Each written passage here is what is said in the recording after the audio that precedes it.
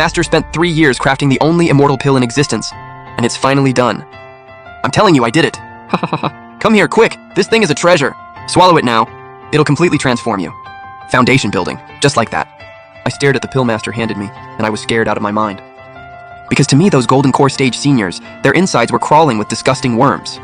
I was born during a famine, born with eyes that could see right through things. I once helped the villagers find underground water. Everyone thought I could tell fortunes. They called me a child of the gods.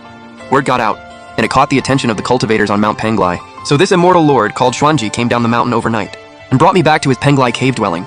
Said he wanted to take me as his disciple. Master pulled out an immortal pill, told me to eat it to boost my spiritual energy, so I could finish my foundation building sooner. Do it right. And after that, I'd be on my way to becoming an immortal. I pretended to be grateful, but I was gritting my teeth, fighting back the fear, and faked swallowing the pill, then headed straight back to my room.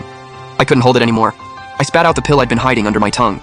The outer coating had already cracked open, revealing golden brown eggs inside, the larvae not yet fully formed, wrapped in a thin, see-through membrane, wriggling and squirming.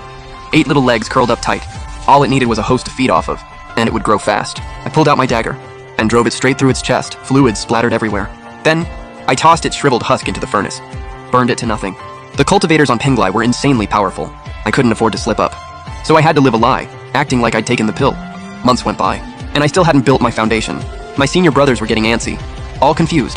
Back in their day, it took them 3 to 4 days to cleanse their meridians. So why were mine still a complete mess? I quietly watched the sticky worms crawling around their dantians, and worked up the nerve to ask, what exactly does a built foundation feel like? Senior brother Wei Shun was the calm, steady type.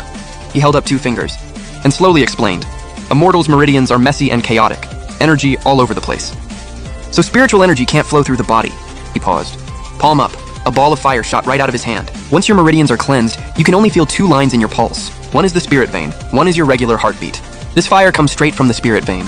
Wei Shun told me to touch it. I barely grazed it. Super hot. I saw it. What Wei Shun called his spirit vein. At the bottom, it connected straight to the worm sitting in his dantian. The worm looked like it was born breathing fire. That's why Wei Shun awakened a fire spirit root. Second brother Chimo was all laughs, showing off his water spirit root. He pulled moisture from the air into his palm and froze it on the spot. At that point, it all clicked. These so-called immortal pills were just bug eggs. Cultivators were nothing but petri dishes for these worms.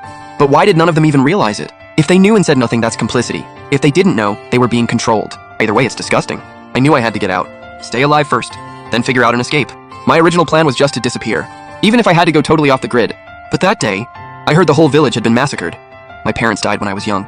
I grew up eating at everyone else's table. Was White Crane Village completely wiped out? That line froze me in my tracks.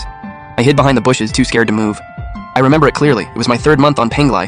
I was holding my freshly issued disciple token, going to find second brother. Just wanted to ask where to get a good drink. But there he was.